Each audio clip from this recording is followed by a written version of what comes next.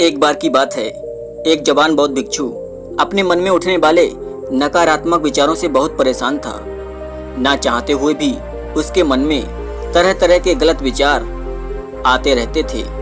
उसका स्वभाव भी चिड़चिड़ा हो गया था। वह बात बात पर गुस्सा हो जाता था।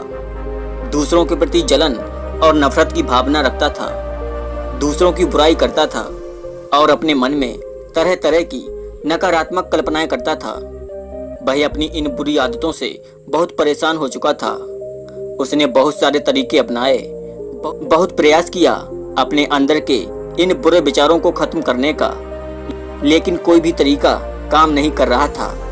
अंततः एक दिन परेशान होकर उसने अपने गुरु के पास जाने का निर्णय लिया। गुरु एक बहुत ही बुद्धिमान और आत्मज्ञानी व्यक्ति थे। जवान बौद्ध भिक्षु ने अपने गुरु से पूछा कि गुरुदेव, मैं अपने मन से इन नकारात्मक विचारों को कैसे खत्म कर सकता हूँ। गुरु ने उत्तर देते हुए कहा, नकारात्मक विचार बादलों की तरह होते हैं जो साफ आसमान को भी धुंधला बना देते हैं। अगर तुम्हें साफ आसमान देखना है तो पहले इन बादलों को हटाना पड़ेगा।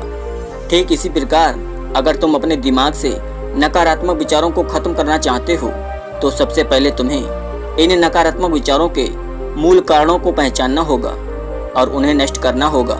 लेकिन जवान बौद्ध भिक्षु को गुरु की यह बात ठीक से समझ नहीं आई। फिर उसने अपने गुरु से इसे जरा विस्तार से समझाने का आग्रह किया। तब गुरु ने अपने शिष्य को एक कहानी सुनाना आरंभ कर दिया। एक बार की बात है, एक व्यक्ति जंगल से गुजर रहा था। तभी उसे रास्ते पर एक सर्प दिखाई पड़ा। सर्प को देखते ही वह व्यक्ति डर गया और वहां से भागने लगा। जैसे ही वह दौड़ा, उसका पैर एक पत्थर से टकरा गया और वह वहीं पर गिर पड़ा। उसने खुद को बुरी तरह घायल कर लिया था। जब वह उठा और पीछे मुड़कर देखा तो वहां कोई सर्प नहीं बल्कि सर्प के आकार की एक लकड़ी पड़ी थी, जो कि रास्ते पर एक सर्प की तरह दिखाई दे रही थी। उस व्यक्ति को महसूस हुआ कि उसे नुकसान पहुंचाने का कारण वह सर्प नहीं बल्कि उसके खुद के अंदर बैठा हुआ डर और नकारात्मक विचार हैं, जिसने उसे घायल कर दिया है।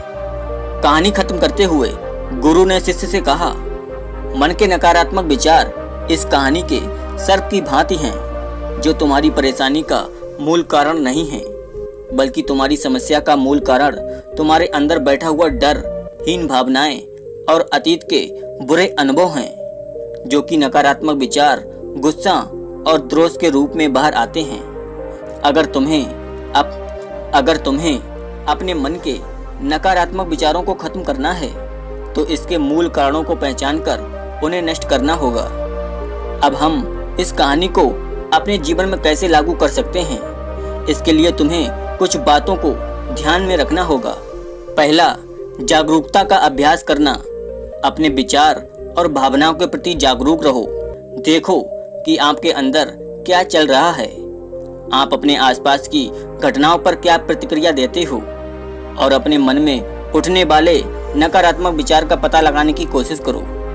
दूसरा, अपने अतीत की बुरी घटनाओं और बुरे अनुभवों को स्वीकार करो।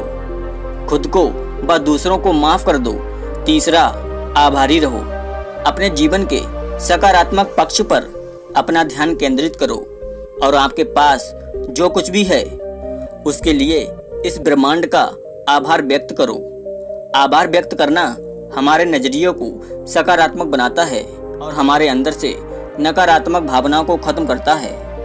चौथा, दयालु बनो, खुद के प्रति भी और दूसरों के प्रति भी, क्योंकि नकारात्मक विचार अंदर ही अंदर खुद की बुराई और तुलना करने से पैदा होते हैं।